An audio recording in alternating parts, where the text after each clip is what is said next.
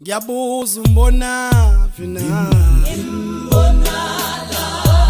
umbone senza umbona kumakhelwane umbone kwenza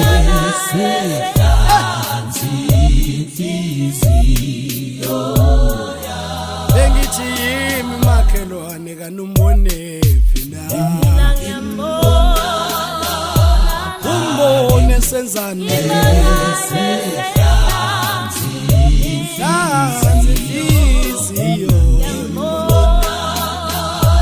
umbone nzani